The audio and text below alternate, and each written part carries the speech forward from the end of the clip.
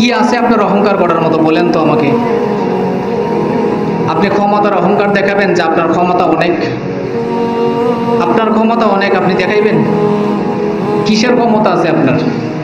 আল্লাহ পাক পবিত্র কোরআনে সূরা নিসার 28 নম্বর আয়াতে ইরশাদ করেন, ওয়া খুলিকাল ইনসানু দাঈফা, আমি মানুষকে সবচেয়ে বেশি দুর্বল করে বানাইছি।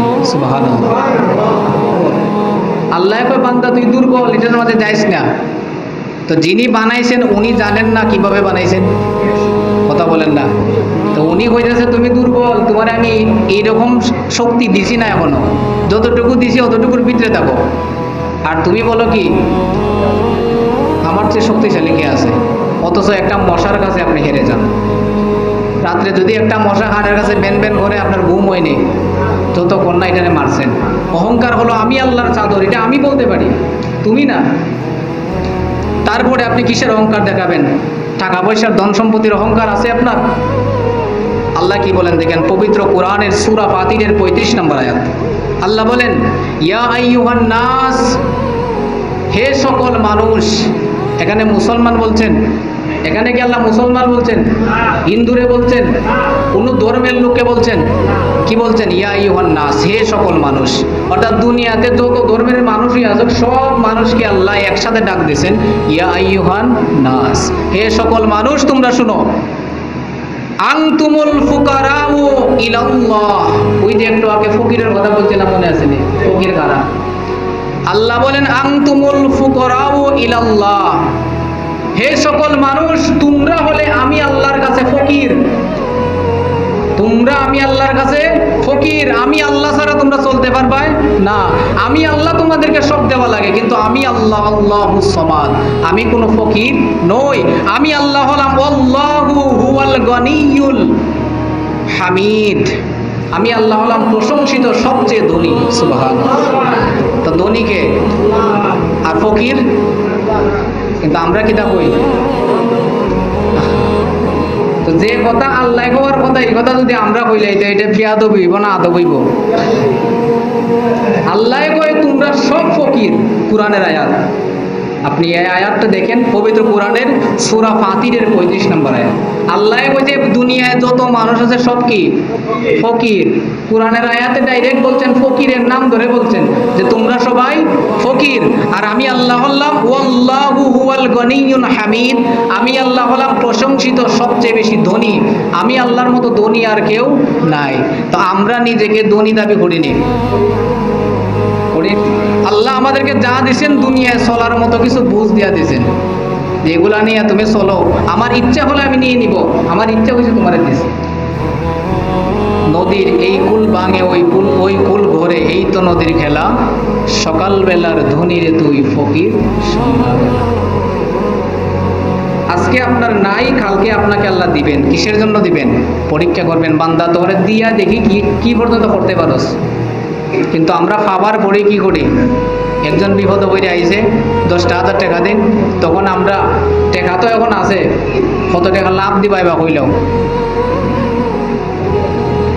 পাওয়ার পরেই আমরা লাভ খুঁজি, সুদের সাথে জড়াই গেছি। টাকা আল্লাহ দিয়েছেন, আমরা কি করতেছি? একটা সিনেমা হল উদ্বোধন করে ফেলছি। টাকা আল্লাহ দিয়েছেন, এখন টাকাওয়ালা হয়েছি, এই বুড়িনাও এলাকার মধ্যে একটা গানের ব্যবস্থা করে ফেলছি, অমুক অমুক শিল্পী আইব। কিন্তু আল্লাহ কি বলছেন? বান্দা তুই ফকির, তোরে আমি যা দিয়েছি তোরা দেখবার লাগে খালি টেস্ট করতেছি, তুই কিতা কিতা করতে পারোস।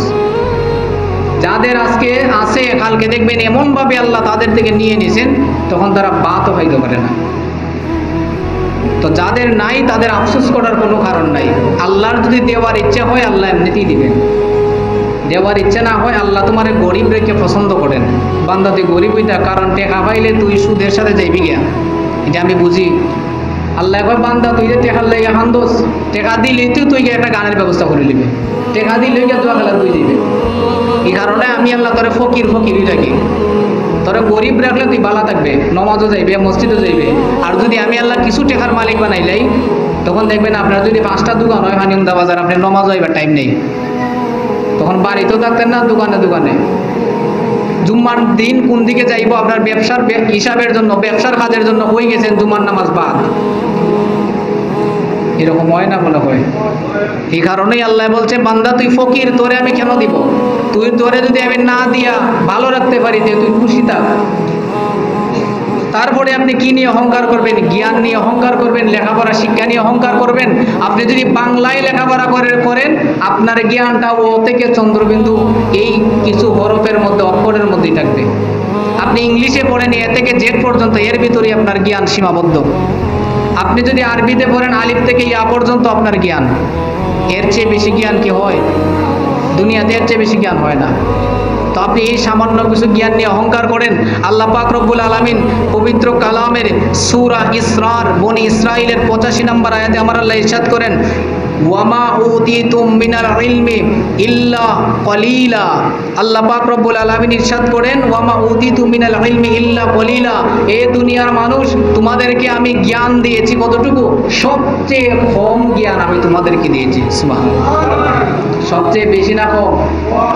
কিন্তু আমরা নিজেকে সবচেয়ে বড় জ্ঞানী মনে করি। নেই, আল্লাহ কইতেছে, বান্দা তোরে দিছি সবচেয়ে কম, আর আমি কই আমি সবচেয়ে বড় জ্ঞানী। আমার কথায় সব হইব, আমার কথায় সব হইব। আমি শিক্ষিত, আমার কথার মূল্য আছে। কিন্তু আপনার জ্ঞানটা দুনিয়ায় সীমাবদ্ধ। আল্লাহ বলছেন যে আমার যত জ্ঞান আছে এর মধ্যে সবচেয়ে কম জ্ঞান আমি মানুষদেরকে দিয়েছি। আল্লাহ বলেন, এটা পবিত্র কোরআনের সূরা বনি ইসরাইলের 85 নম্বর আয়াত। তাহলে যুগে যুগে যারা অহংকার করেছে, আল্লাহ ধনী বানাইছিলেন ফেরাউনকে, ধনী বানাইছিলেন সাদ্দাতকে, কিন্তু তাদের স্থান কোথায় হয়েছে? জাহান্নামে হয়েছে। তাদেরকে আল্লাহ লাঞ্ছিত করে দুনিয়া থেকে বিদায় দিয়েছেন। যারা যুগে যুগে অহংকার করে আসছে, আল্লাহ পাক রব্বুল আলামিন তাদেরকে কি করছেন? লাঞ্ছিত করছেন, মন্দ মৃত্যু আল্লাহ তাদেরকে দান করছেন। সেজন্য নিজেকে নিয়ে অহংকার করা সবচেয়ে বড় বোকা।